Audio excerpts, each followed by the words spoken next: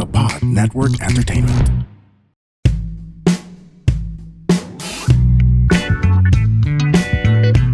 Hello everyone! For this week's episode of Kaya Pa Ba, ang aking guest ay si Miss Nate of TikTok fame, ang aking kumare, kapwa content creator, at kapwa improviser na rin. We talk about beauty bilang maganda kami. We talk about grace bilang graceful kami. Anyway, enjoy this very fun episode with Miss Nate.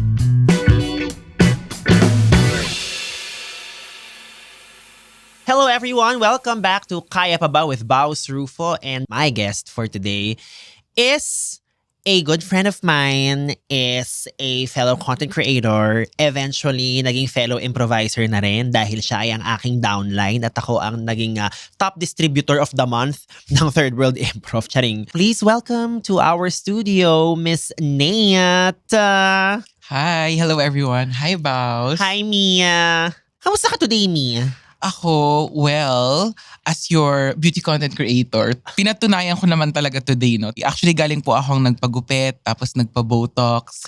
Alam na, kasi mag-travel soon, so kailangan medyo fresh, di ba? I love it. Yeah. By the way, guys, kami po ay walang makeup sa episode na to para patunayan sa inyo na maganda lang kami sa panlabas na anyo. Charing. So, of course, people know you as one of the leading voices in beauty today. Ganon. So, how's life these days? These days, alam mo, gusto kong i-open yung sinabi mo kanina na naging fellow improviser na rin ako. Mm-hmm. Because these days, sobrang dami kong activities about improv. As in, just graduated and then practicing for another thing this coming September. Before kasi, no, like compared to before, parang puro work lang ako. And work meaning gawa lang ako ng TikTok videos, kung ano man yan. Kung mukbang, kung beauty content, ganyan. Tuloy-tuloy yon. And medyo, ngayon parang medyo, maganda rin para sa pakiramdam na I'm doing other things aside from social media, which ngayon is improv talaga. Mm-hmm. And I'm having loads of fun. I love it. We'll get to that later because of course, pag improv part, talagang feeling ko baka masyado tayo maging nerds when it comes to improv. So ito muna tayo sa ating mga public personas. Of course, people know you to be yun nga, one of the leading beauty influencers, content creators when it comes to beauty. I guess ang gusto ko malaman, you have reviewed a lot of products already. You continue to review more products because of course brands just continue to launch new ones. So as a beauty content creator, kaya pa ba? Kaya pa ba? Like paano nyo pa kinakaya? Because you know, it's ang dami and tuloy-tuloy. Well, yung dami niya kasi, yung volume, yung variety niya ng products.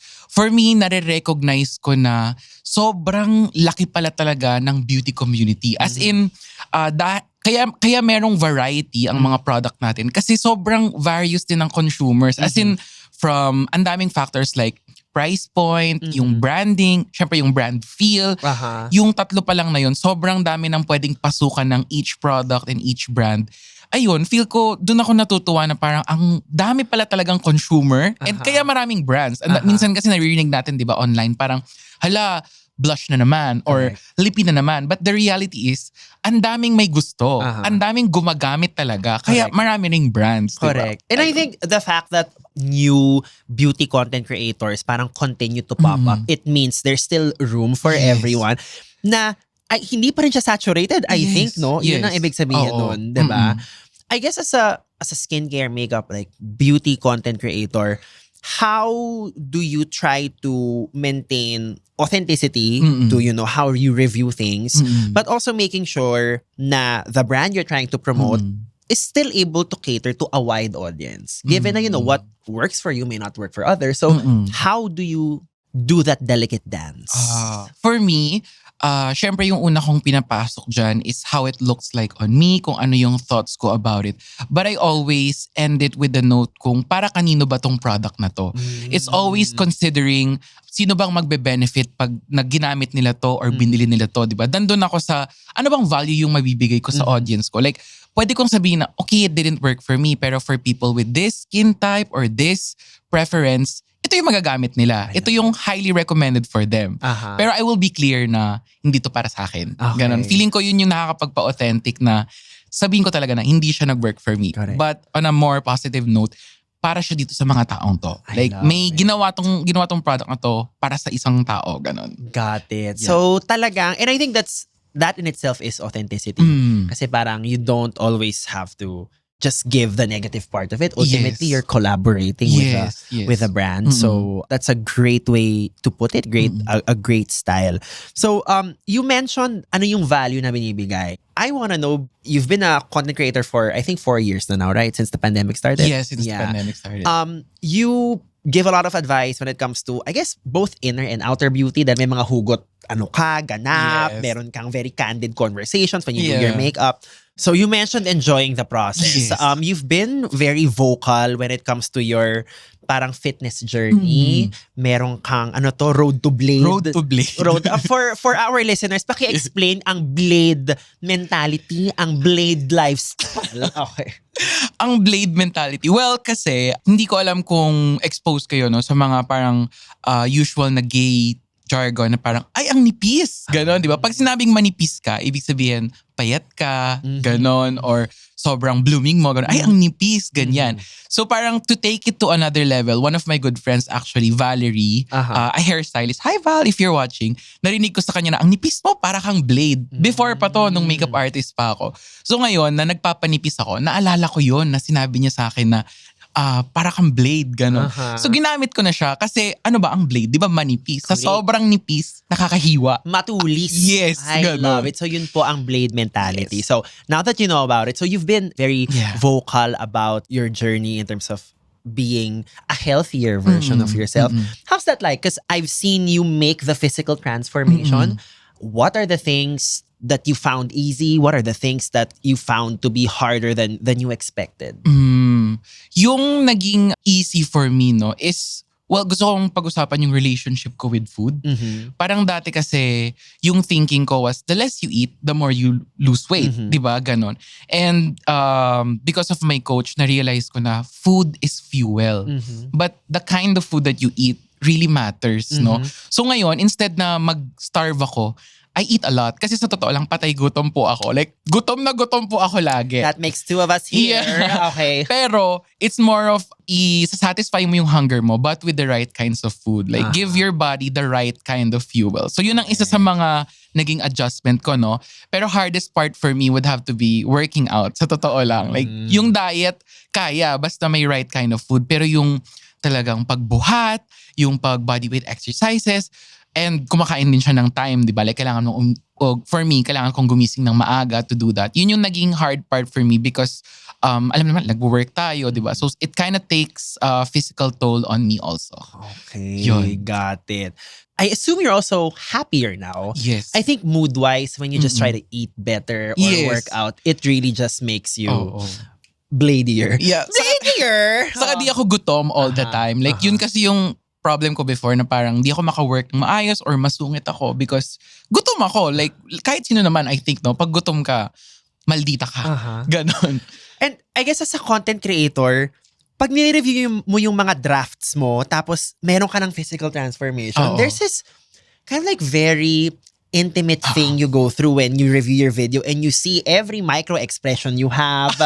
But now that you've made that transformation, how's that inner dialogue go these days? Oh, I love this question. Kasi, parang there's a thinking na, lalo na yung mga bago kong followers, no? Parang feeling nila, ngayon lang ako naging confident because pumayat ako. Baby, she was always a star. Yun nga, di ba? Parang if you look at my older videos, no matter what I looked like then, GGSS na ako. As in, yun na, like parang feel ko na I'm a content creator. I'm beautiful. Ganon, di ba? So, for me, it's yung feeling na yun, kahit ano nang maging itsura ko, in the future man, dala ko na yun eh. Di ba? Like in the past na kahit bigger ako noon and hindi ako masyadong happy sa appearance ko, dala ko na yung pagka-GGSS ko. Ayun. That's the inner dialogue now. Na parang kahit anong maging itsura ko in the future, ako na to eh, di ba? Like, Correct. ito na yun. I love it. I love Yeah. it. And yung mga followers mo who have been with you since day one, how have they celebrated this parang moment of triumph? Oh, okay. For me, pinaka natutuwa ako kapag sinasabi nilang they also started doing low carb because of me. Yun ang pinaka. Kasi for me, yung low carb, not just, yun nga sabi mo nga kanina, not just physical yung effect niya sa akin. Mentally din, like the fact na hindi ako gutom parati. A lot of things na execute ko ng maayos. Like just working, making a video. Ang ayos niya gawin, di ba? So yun, natutuwa ako kapag sinasabi nilang they started working out because of me. Ganun. And especially like, honestly, obese ako nun, no? So parang, nagagawa nila akong point of comparison na parang, kung kaya niya from this to this, kaya ko din. Yun yung pinaka, as in, naiyak ako pag sinasabi nilang, na-inspire mo ako na mag-workout. Yun. So, tinanong mo sa sarili mo kung kaya pa ba at kinaya naman. I love it. So, because the title of the show is Kaya Pa Ba, huhugot tayo ng kaunti or medyo huhukay tayo ng kaunti. When was the last time you found yourself asking the question, kaya pa ba? Kaya pa ba? Well, ako no, Baus, kasi hindi ko alam kung dahil Virgo ako or like very critical ako sa sarili ko talaga. Like kind of a perfectionist. Kasi gusto ko parating, medyo people pleaser ako, sa totoo lang. Sa mga There's brands. nothing wrong with that. Yeah. Yes, okay. Sa mga brands, kanyan. Syempre, sila yung kabuhayan natin din, di ba? Gusto kong maging okay lahat. Like sa mata nila. Merong point in time na sobrang kino-compare ko yung sarili ko sa other beauty creators. Ayun. And then, yung tinatanong ko sa sarili ko na, what if mag-business na lang ako? Like, what if magbenta na lang ako ng sarili kong brand? Wag na akong mag-content creation. Kasi, kinakain ako ng insecurities noon. Like, yun tinatanong ko talaga sa sarili ko na, kaya ko pa bang magpatuloy? Alam mo yun? That was before the low carb. And then the low carb just, yes. like bought you more time and delusion and confidence. Yes. Na kailangan natin. Yes. No, but I want to talk about that because I also can relate to that. As a content creator, na parang you can't help but compare, diba? Because you never know what is actually going to go viral. So parang tipong merong, oh my God, bakit hindi ko naisip yon? Or, uy, naisip ko na yun dati, pero ba't hindi ko ginawa? May ganong mga dialogues na nangyayari, diba? Very true. But when you find yourself in that space, how do you pick yourself up? What do you have parang a regimen, a spiritual practice? How do you just try to get through the next second, the next minute? Firstly, no, like parati akong bumabalik dun sa, ngayon ko lang kasi na-realize na seeing or like meeting people that I idolize, chill lang sila about it. Kasi even the people I idolize, meron din pa silang ina-idolize pa. So parang iniisip ko, bakit hindi siya na i-intimidate or ganon? And babalik tayo doon sa sinabi ko kanina na about brands, no? It turns out, yung mga brands pala, hindi naman din masyadong nakatingin sa number of views or engagement. Minsan nasa how you present yourself. Minsan nasa ano ba yung ideals and values na nasa content mo. So thinking about that, ayoko mag-name drop. Pero parang yung mga idol ko, parang ganito lang sila kahit onti lang yung followers nila pero ito yung mga brands nila. Yun yung isa sa mga way na na-overcome ko yun na siya, hindi naman ganun karami yung engagement niya pero ito yung brand na nakuha niya, ito yung project na nakuha niya. And that inspires me and helps me get through that insecurity na parang parating yung sinasabi sa sarili ko dati na you're not doing enough. Like kulang yung ginagawa mo. Kailangan more pa. Kailangan ibongga mo pa. Ganon. Oh, I mean, like a very interesting story because I have like a content creator friend who has more followers than me. Hindi man significantly more, but actually significantly more, I think, at this point. And then, in passing lang sinabi niya, you know what, Bao, sometimes I wonder how you book so many gigs and so many brands. Na parang, there was like mild shade there and mild read. But I also was like, at the end of the day, it's still a sales job eh. You get what I'm saying? Yeah. So parang, and that's where my 10 years of being in sales comes in. That's where your years of being a makeup artist, which means I think you've sharpened this muscle of being a people person, I think comes into play. So, I mean, at the end of the day, you work with what you have. So, ayun. Now, saka syempre, gusto ko palang i-add na nung time na tinatanong ko sa sarili kung kaya ko pa ba, naisip ko rin yung community ko. Syempre, parang if biglang mawala si Nate, paano na sila, di ba? I always like to think of myself as a companion or a friend na pwede nilang ka-FaceTime pag pinapanood nila yung videos ko. That's one of the POVs that I always use kapag nag-chichika ako or like just doing my makeup. Meron akong friend na ini-imagine ko na chinichika ko sa kanya, oy, ang ganda nito, ganon.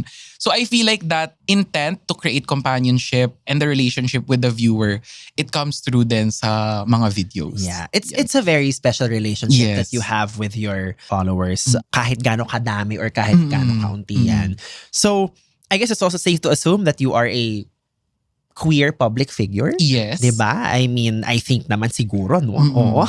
But how does it feel na somebody who's queer is a big influence in like the themes of beauty? Diba? Kasi parang you would think na we having faced a lot of adversity, being a minority, but people look to us when it comes to our views in beauty. How does that make you feel? Medyo iba kasi for me, no? Like not a regular queer person kasi naging makeup artist ako. So talagang dun, feeling ko isa rin yun sa mga part kung bakit naging credible ako, di ba, sa online sphere. Kasi talagang when I was starting on TikTok, talagang pinapakita ko na ito yung mga work ko on these mga artista, on these mga beauty queen. So I think nakatulong din yon. But eventually, ngayon ako na yung content creator mismo, di ba?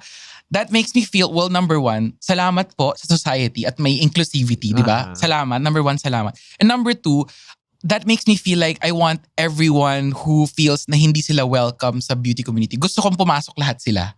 Like, yun yung gusto kong ma-feel nila na welcome sila.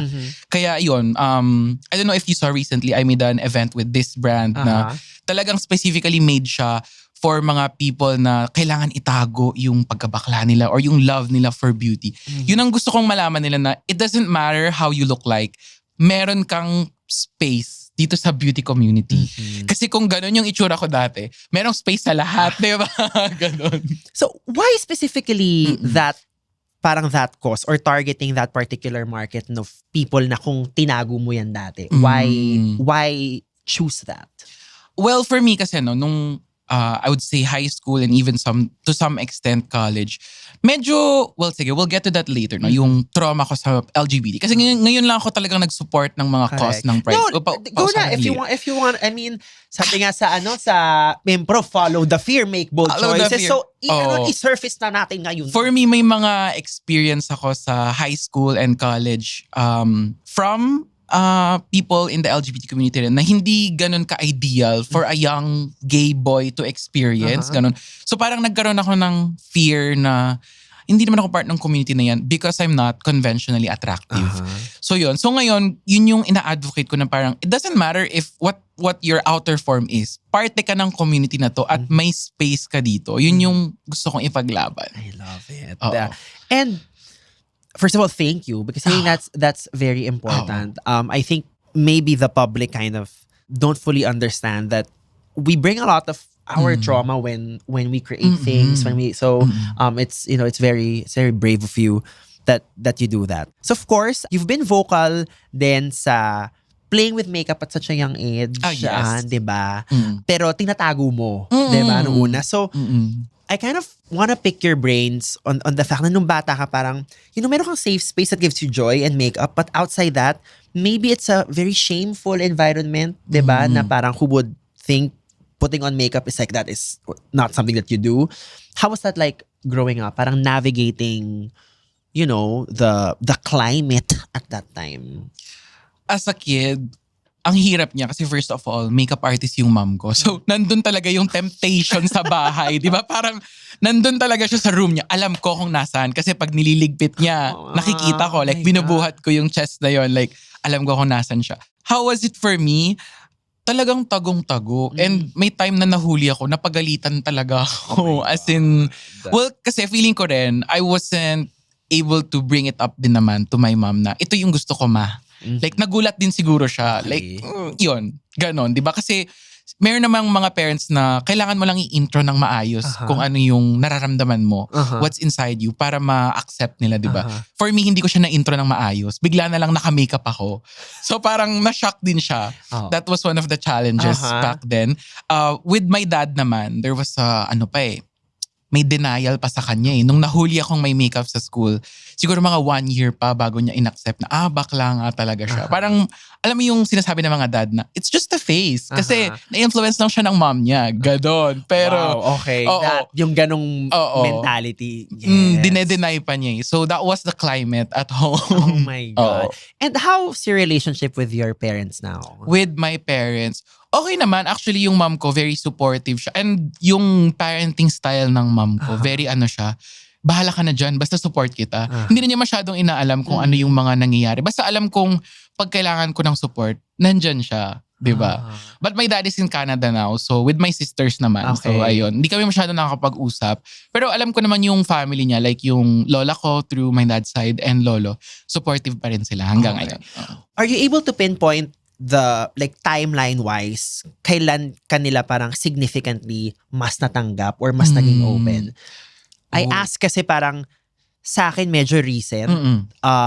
Nung nagkaroon na lang ako nung pinakilala ko na yung boyfriend ko na very solid guy. Tapos meron akong maayos sa trabaho I was earning. Which is, I was already in like my mid to late 20s before yung tipong kumalma sila na okay, he's gonna be fine. Pero like, you, meron bang specific like life ganap?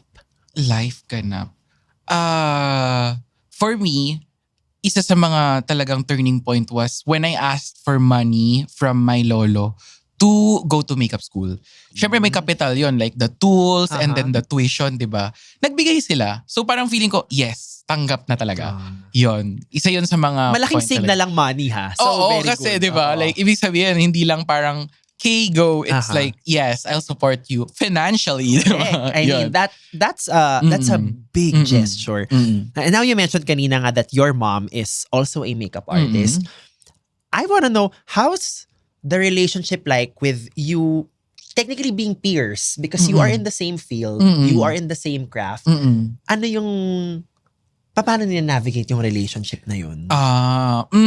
Well, hindi na siya makeup artist ngayon na. Like, nung bata lang ako. But then, when I asked for money to go to the makeup school, winarningan na niya ako agad actually. Parang, I see it as a, parang, act of love din. Sabi niya, makeup won't be able to pay your bills. Parang fun lang siya kasi kaya rin ako nag-iba ng work, sabi niya nun. Kasi kulang daw yung kinikita niya for our lifestyle. Like 2 children, di ba? So, ayun. It's great that you pointed that out kasi parang yung programming niya is this particular career is parang will not pay the bills but you get to show her otherwise and you get to show her na actually no, I'm thriving.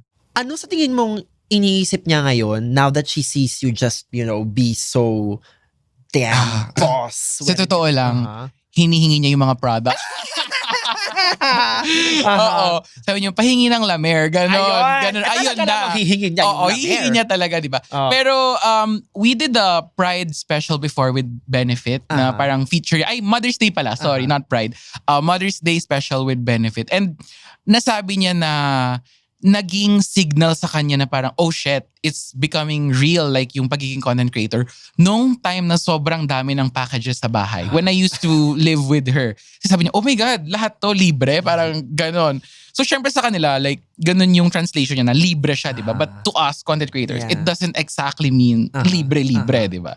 So yun, sinabi niya yun sa isang parang live stream that we had with Benefit. And I'm personally my parents are personally parang going through parang similar transformations. Parang meron silang mga belief system nung bata pa ako na nababago natin as we kind of live our more authentic selves.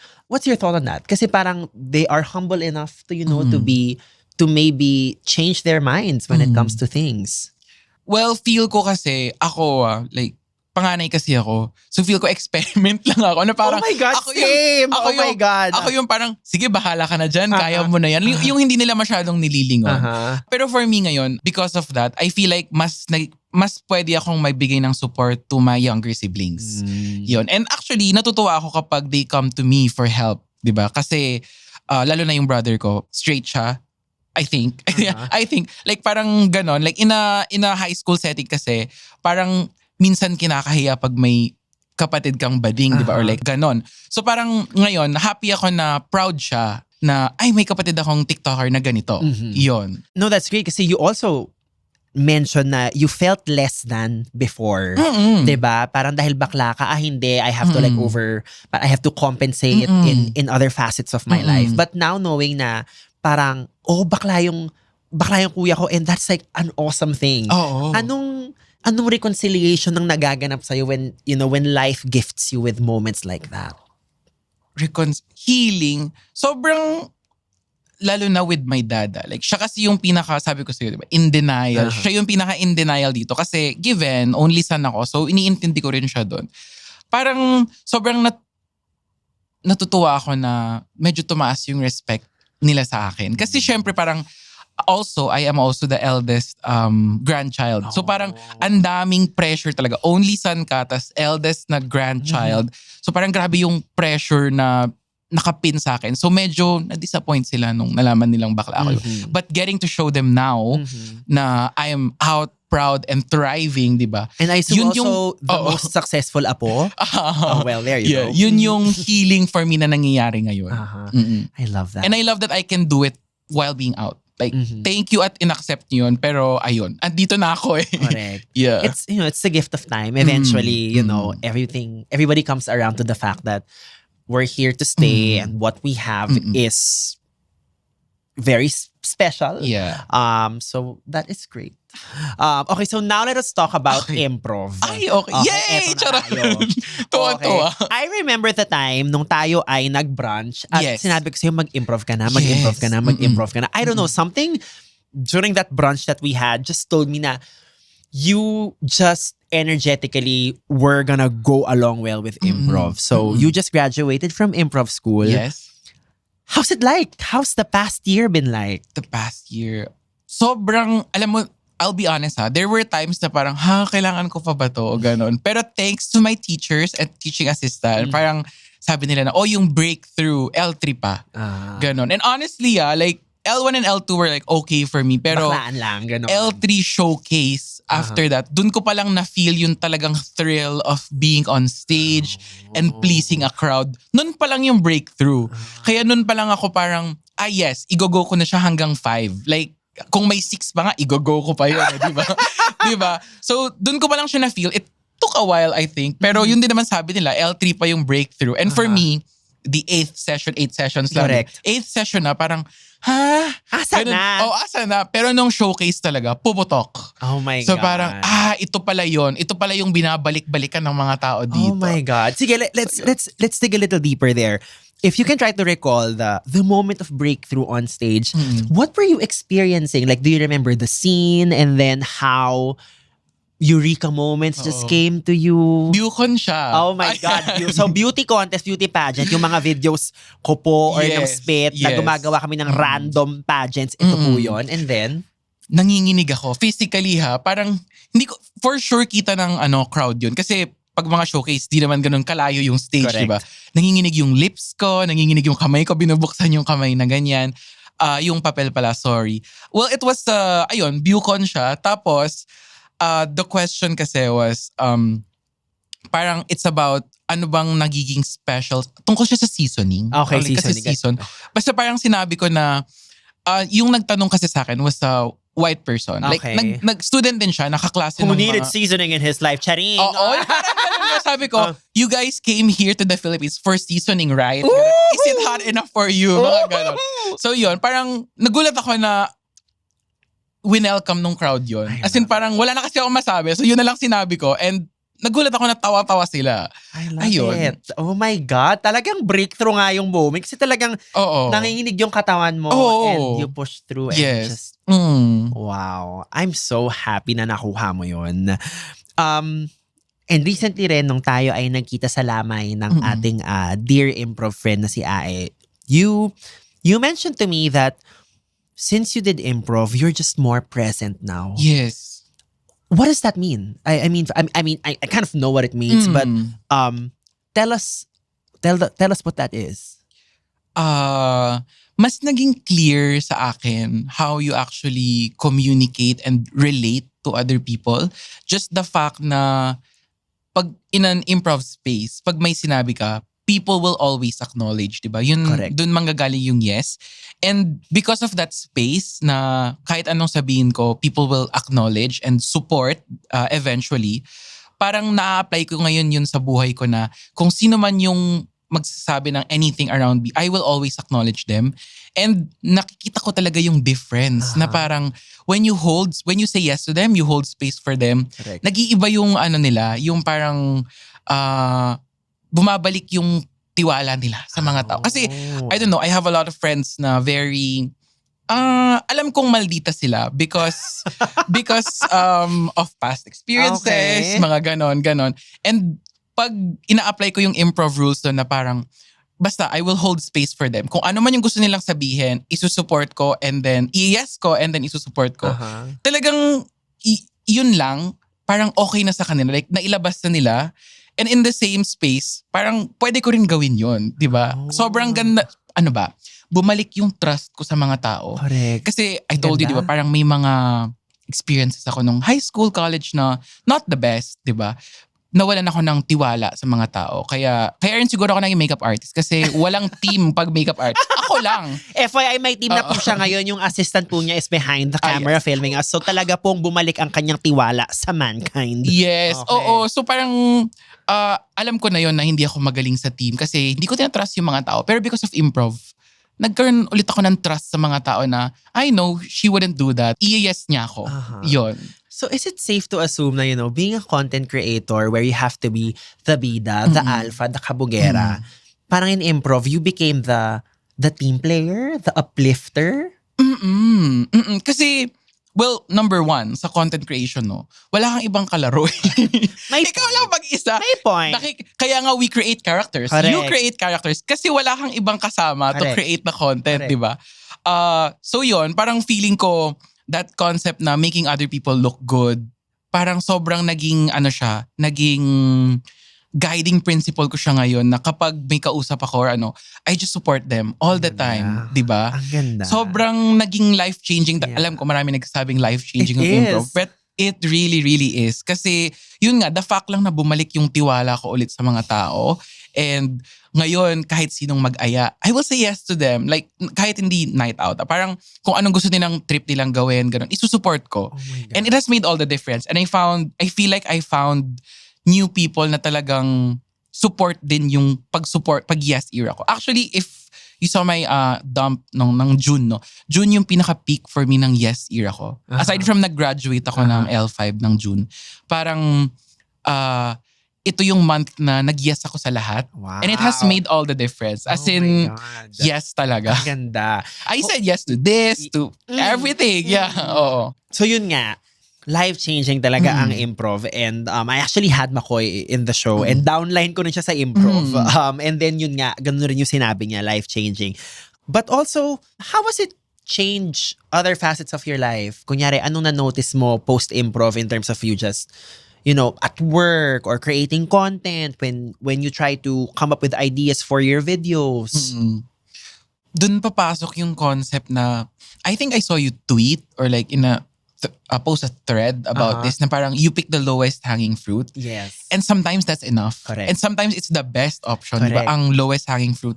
And also I heard this from Charles, yung you bring a brick and not a house. Oh, di ba? that's one of my favorites. Sobrang a life-changing Like niya. yung bring a brick, not a house. Si Ae nagturo sa akin nun. It parang, as an Aries na panganay, parang feeling ko lagi kasing nasa akin dapat yung, hindi tayo magtawid nito, tayo Oo. maglulusot sa butas ng Oo. karayom. Then you Oo. realize, no, I just need to bring a brick. And yeah. It made me overthink less. Yung quote na yun, parang I just need to show up kung ano yung kaya kong ibigay. Kasi dati, instead of showing up, hindi na lang ako mag-show up kasi na-intimidate ako na kailangan kong buuin yung buong bahay. But it turns out, hindi pala. Just a brick is enough. Just showing up is enough. Kilabutan ako. Ayan po, oh. Yeah, because I mean, improv really did like, Yes. I'm just a much gracious and kinder person to myself because of improv. So, oh my God, I'm so happy. Nakuha Thank mo you for yun. recommending. Yes.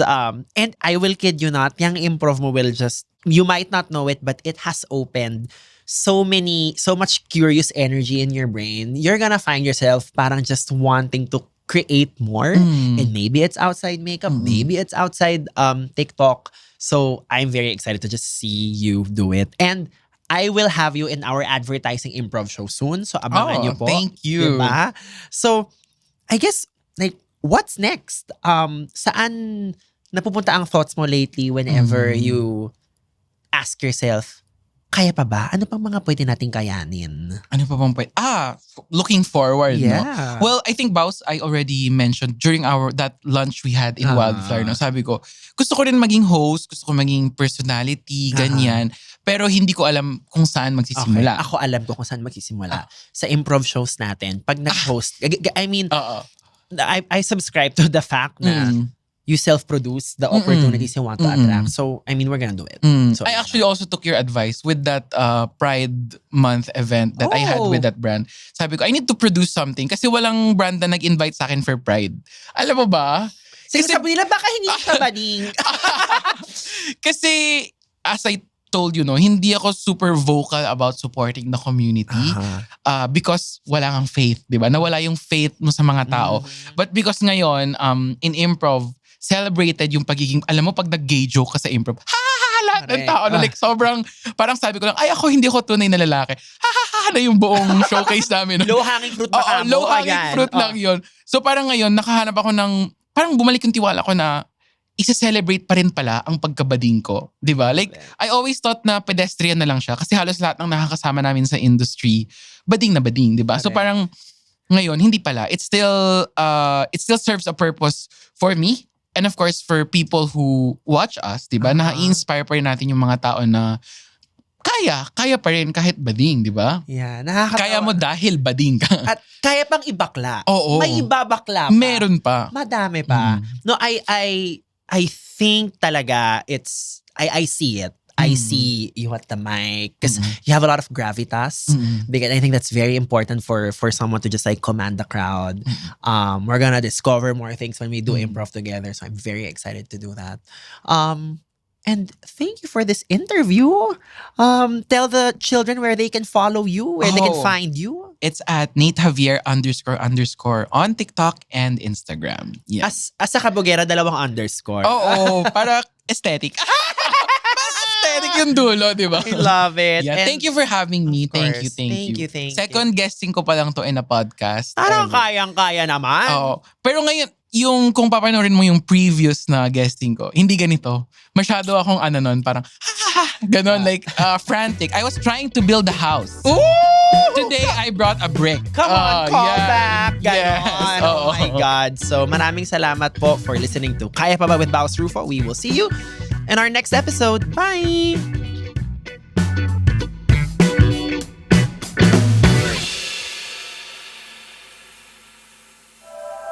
The opinions of podcast creators, hosts, and guests are not necessarily reflective of the official stance of the Pod Network Entertainment, its hosts, or other network programs. The content created by the people behind the podcast is personal and not meant to harm any religion, ethnicity, group, organization, company, or individual.